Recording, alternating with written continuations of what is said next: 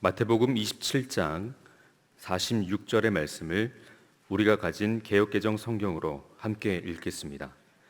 제9시쯤에 예수께서 크게 소리질러 이르시되 엘리 엘리 라마 사박다니 하시니 이는 곧 나의 하나님 나의 하나님 어찌하여 나를 버리셨나이까 하는 뜻이라.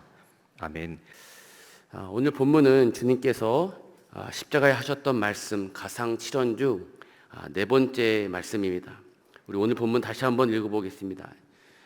제9시쯤 같이 읽겠습니다. 시작. 제9시쯤에 예수께서 크게 소리질러 이르시되 엘리 엘리 라마 사박다니 하시니 이는 곧 나의 하나님 나의 하나님 어찌하여 나를 버리셨나이까 하는 뜻이라. 우리는 흔히 소크라테스 또 석가모니 공자 예수님을 인류 역사에 큰 영향을 미친 세계 4대 성인이라 부릅니다.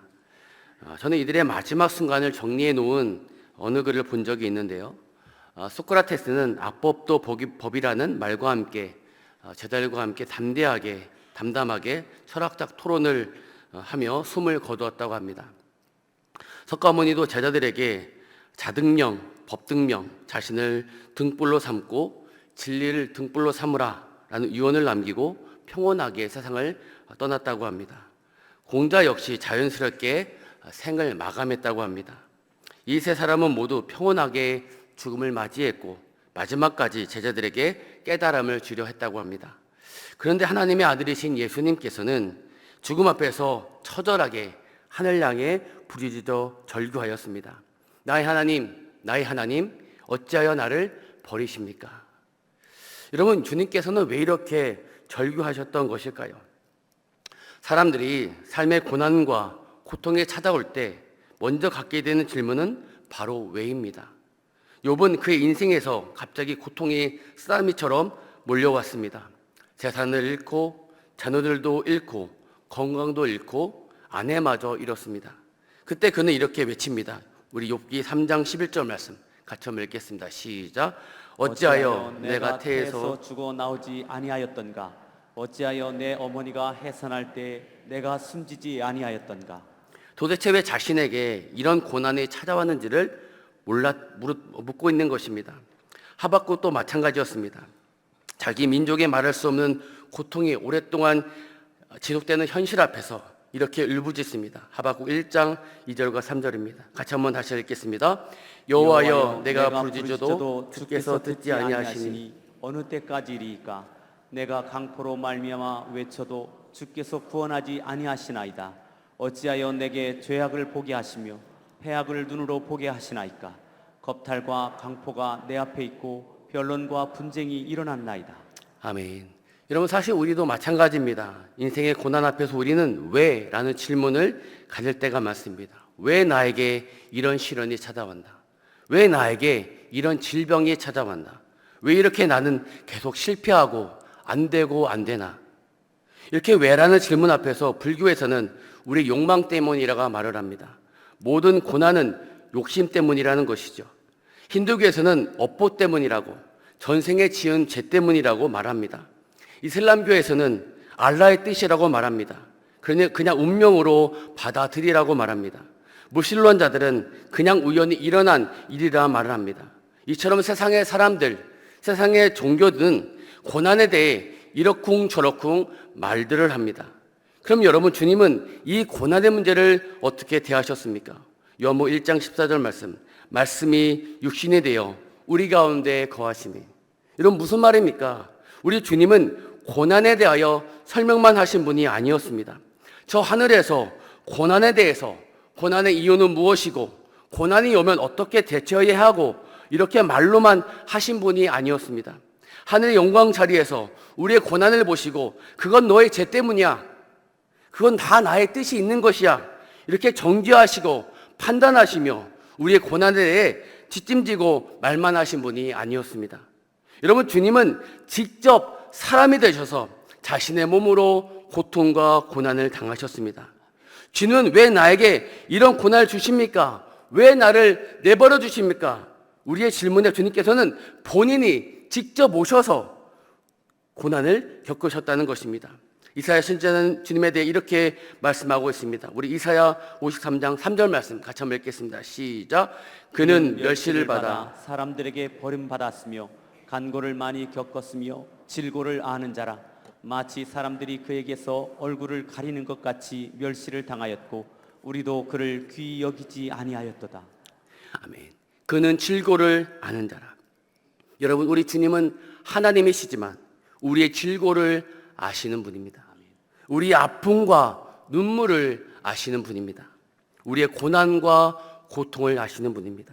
아니, 우리를 알기 위해서, 우리의 고난을 알기 위해서 주님은 하나님이시지만 인간의 몸을 입고 이 땅에 태어나셨습니다.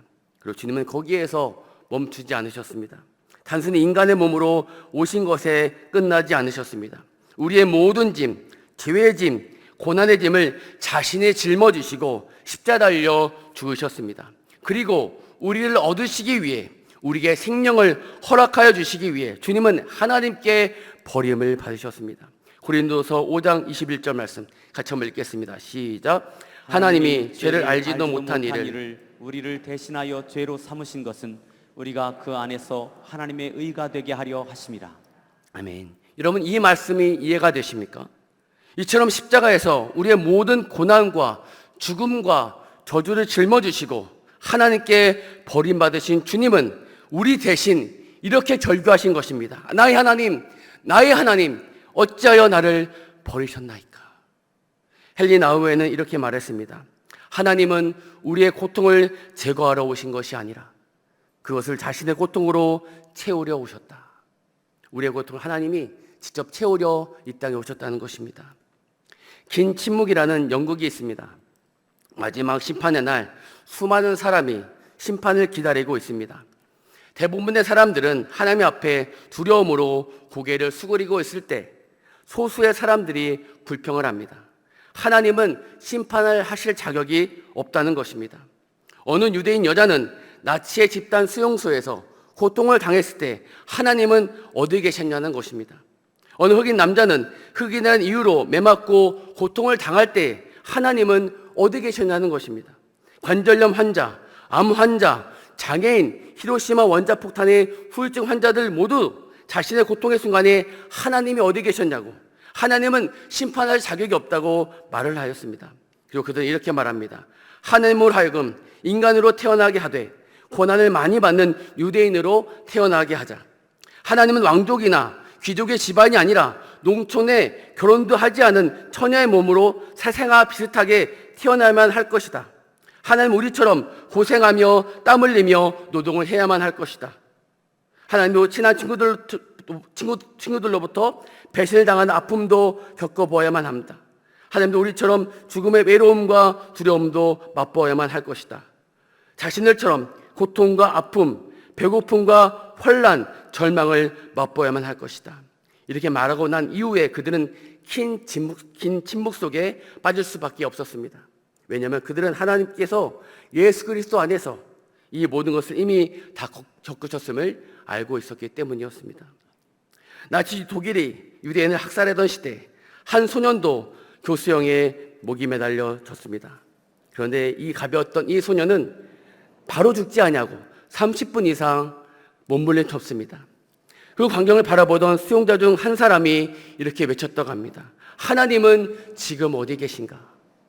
그때 그 광경을 보고 있던 엘리 비첼 박사는 자기 내면에서 이런 소리를 듣게 되었다고 합니다. 하나님이 어디 있느냐고? 하나님은 지금 저 교수대에 매달려 바둥거리고 있어. 여러분, 사는 게 힘드신가요?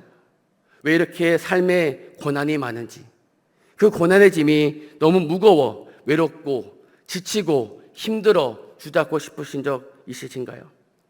그래서 주님께 왜 나를 내버려 두시냐고, 죽은 나서 살으신 하나님께서 내 병 좀 시원하게 고쳐주면 안 되시냐고, 전능하신 하나님이 네 가지 작은 문제 하나 해결해주지 못하시냐고, 도대체 하나님 어디 계시냐고 절고 싶은 마음으로 이 자리에 앉아 계신 분 있으십니까? 여러분, 주님은 지금 이 자리에 우리와 함께하고 계십니다. 우리가 겪는 고난의 자리에서 나와 함께 고난을 겪고 계십니다. 하늘에서 그냥 힘내, 화이팅하며 응원만 하시는 분이 아니라 지금 나와 함께 계셔서 나의 고난의 짐을 같이 짊어지시고 오늘 나를 대신하여 이렇게 하나님께 절규하고 계십니다. 나의 하나님, 어찌하여 나를 버리십니까? 여러분, 지금 여러분과 함께 계신 주님이 보이십니까? 십자가에서 나의 짐을 대신 짊어지고 계시는 주님이 정말 보이십니까? 그렇다면 여러분, 무엇이 두려우십니까? 무엇이 불안하십니까? 무엇이 염려가 되십니까? 마태복음 11장 28절 말씀. 수고하고 무거운 짐진 자들아, 다 내게로 오라. 내가 너희를 쉬게 하리라. 히브리서 4장 말씀도 같이 읽겠습니다. 시작. 우리에게 있는 대제사장은 우리의 연약함을 동정하지 못하시리가 아니요 모든 일에 우리와 똑같이 시험을 받으신 이로되 죄는 없으시니라. 아멘. 주님은 친히 고난의 자리에 오셔서 나와 함께 나를 대신하여 그 고난의 짐을 지셨습니다. 나를 대신하여 하나님께 버림을 받으셨습니다. 그리고 이로 인해 주님의 사랑을 우리에게 나타내 보여주셨습니다. 오늘 이 시간 다시 한번 그 사랑을 경험할 수 있기를 간절히 바랍니다. 그토록 우리를 사랑하시는 주님을 다시 한번 바라볼 수 있기를 주님의 이름으로 간절하게 소원합니다. 주께는 십자가에서 하나님께 버림받은 고통을 이처럼 경험하셨습니다. 이것은 주님께 엄청난 고통이셨습니다. 왜냐하면 영원 전부터 주님은 성부 하나님과 너무나 친밀하셨기 때문이었습니다. 영원 전부터 성부 하나님과 항상 하나이셨기 때문입니다. 그런데 주님은 하나님께 버림을 받으신 것입니다. 하나님과 분리가 되신 것입니다.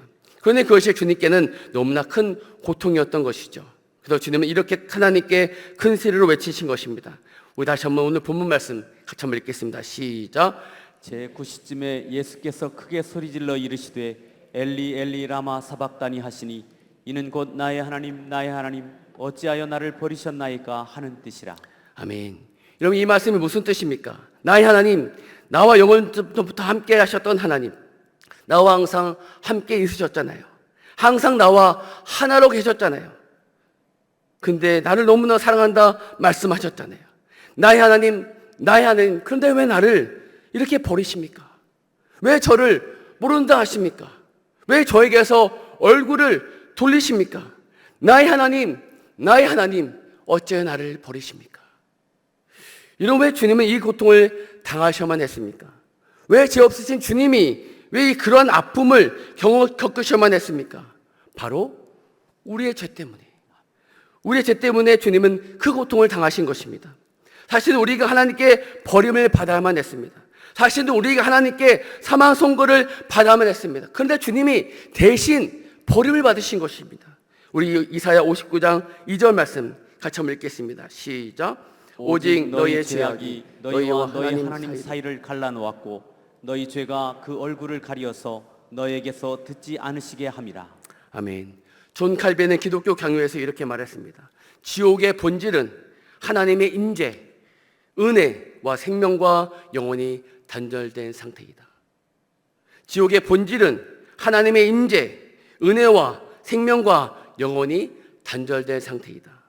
사실 우리는 죄로 인해 이러한 지옥에 갈 뿐 아니라 매일같이 이러한 지옥을 경험하며 살 수밖에 없었던 존재였습니다. 근데 그렇게 죄인이었던 우리를 주님께서는 사랑하셔서 우리를 다시 한번 하나님의 임재와 은혜와 생명 가운데 거여하여 주시기를 원하셨습니다. 지옥에서 천국으로 이끌기를 원하셨고 매일 지옥과 같은 삶에서 천국 같은 삶으로 우리의 삶을 바꿔주기를 원하셨습니다. 여러분, 그래서 주님께서 대신 하나님께 버림을 받으신 것입니다. 우리의 죄 때문에 대신 하나님과 단절되는 고통을 겪으시고 우리 대신 지옥을 경험하시고 우리에게 하나님과 한복되는 은혜, 하나가 된 은혜를 허락하여 주셨다는 것입니다. 여러분, 죄는 이렇게 무서운 것입니다. 우리 주님을 하나님과 분리시킬 만큼, 하나님에게서 버림받게 하실 만큼 죄의 값은 이처럼 엄청난 것입니다.